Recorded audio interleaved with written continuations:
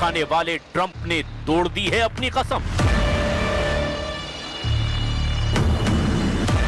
क्या यूरोप के दिग्गजों को एकजुट देखकर डोनाल्ड ट्रंप यूक्रेन पर सबसे बड़ा यू टर्न मारने जा रहे हैं? क्या जलते हुए यूक्रेन और कीव में होने वाले धमाकों को रोकने के लिए अमेरिका का डर्टी माइंड कुछ बड़ा करने वाला है? पुतिन के इशारों पर यूक्रेन को बांटने वाला ट्रंप का पीस प्लान लॉन्च होने से पहले ही अटक गया है। ट्रंप का चाकू चले और सीधा यूक्रेन पुतिन को सौंप दिया जाए। इससे पहले ही ट्रंप ने यूक्रेन को लेकर ऐसी बात कह दी है कि ज़ेलेंस्की का बुझा हुआ चेहरा फिर युद्ध वाले जोश की वजह से चमक सकता है। क्या ज़ेलेंस्की के झुके कंधों में फिर बिजली कड़कने वाली फुर्ती आने वाली है? 24 घंटे के अंदर ज़ेलेंस्की को हिम्मत देने वाली एक मीटिंग हुई।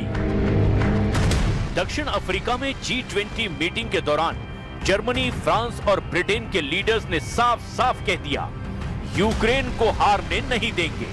ये ट्रंप को चैलेंज करने वाला ऐसा रुख है जिसे नेटो में दो फाड़ करने वाला सबसे बड़ा कदम माना जा रहा है। जो अमेरिका यूक्रेन को पुतिन के हवाले करना चाहता है, अब उस अमेरिका को चैलेंज करने वाले फ्रेडरिक मर्ज, कीर स्टारमर और इमैनुअल मैक्रो ने नई कसम खा ली है। कसम ये कि यूक्रेन को हारने नहीं देंगे। Stake is obviously Ukrainian sovereignty and European security. It's normal to have both the Ukrainians and the Europeans on the table to finalize this plan. So this is exactly what we will do tomorrow and the days after in order to make a common plan. बाकी हो चुके Europe को देखते हुए Trump को यह एहसास हो गया है कि यूक्रेन को सरेंडर कराना भी इतना आसान नहीं होने वाला। इसीलिए डोनाल्ड ट्रंप को कहना पड़ा है कि रूस और यूक्रेन युद्ध को खत्म करने के लिए अमेरिका का प्रस्ताव आखिरी नहीं। No, not my part. No, we'd like to get the peace. It should have happened a long time ago. The Ukraine war with Russia should have never happened. If I were president, it never would have happened. We're trying to get it ended. One way or the other, we have to get it ended. यानी Donald Trump के दिमाग में कुछ और चल रहा है। Trump के बारे में दावा किया जाता है कि उनका दिमाग सिर्फ नफा और नुकसान देखता है, यानी जहां ट्रंप को फायदा होगा वो वहीं पलट जाएंगे। ट्रंप के शातिर दिमाग को लेकर ऐसा तनाव उनके पहले कार्यकाल में नहीं देखा गया, लेकिन अब यूक्रेन युद्ध ने अमेरिका के डर्टी माइंड की परत खोलनी शुरू कर दी है। यूरोप के लीडर्स की मीटिंग देखकर ज़ेलेंस्की ने भी कह दिया है कि हार नहीं मानूंगा, रार नहीं ठानूंगा। व्लादिमीर ज़ेलेंस्की ने कह दिया है कि अब यूक्रेन के सामने अपना सम्मान खोने या फिर अपने महत्वपूर्ण साथी अमेरिका को खोने, दोनों में से एक विकल्प को चुनना होगा।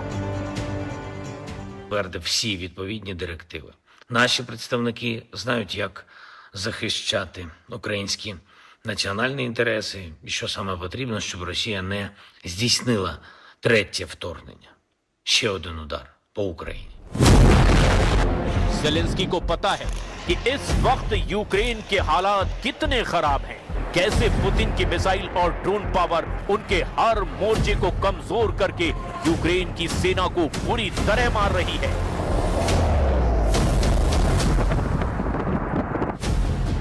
रूस का दावा है कि खार्किव के वॉर जोन में यूक्रेन के 5000 सैनिक फंसे हुए हैं। रूस ने कहा है कि ओस्किल नदी के पूर्वी तट पर यूक्रेन के करीब 5000 सैनिकों को चारों तरफ से घेर लिया गया है। इन हालात में रूस ने यूक्रेन पर हथियार डालने का दबाव और ज्यादा बढ़ा दिया है। 5000 सैनिकों को सरेंडर करना पड़ेगा, नहीं तो वो मारे जाएंगे। यूक्रेन की इसी मजबूरी को देखकर डोनाल्ड ट्रंप ने ज़ेलेंस्की से कहा कि अगर ऐसा ही युद्ध लड़ना है तो लड़ते रहो। Well, then he can continue to fight his little heart out.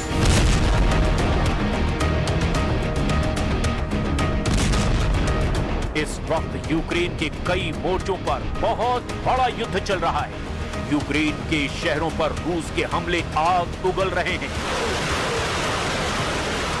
Ukraine के निप्रो शहर पर रूस ने ड्रोन अटैक किया है। इन इमारतों के परखच्चे उड़ गए हैं। खिड़कियां, दरवाजे और दीवारों का हाल भी देखिए। गाड़ियों की हालत देखिए। इस हमले में 14 लोगों के घायल होने की खबर है। यूक्रेन की हालत ऐसी है कि अब युद्ध के मोर्चे के करीब ज्यादातर शहरों में नौजवान लोग बहुत कम नजर आ रहे हैं। या तो वो युद्ध में झोंक दिए गए हैं या फिर वो अपने इलाकों को छोड़कर परिवार समेत यूक्रेन के दूसरे शहरों में जा चुके हैं, या फिर यूरोप के बाकी देशों में। पुतिन की फौज को लेकर गुस्सा यहां बहुत ज्यादा भड़का हुआ है। Вночі. І все, і бах. तो चलिए इसी के साथ ही स्पेशल रिपोर्ट में फिलहाल के लिए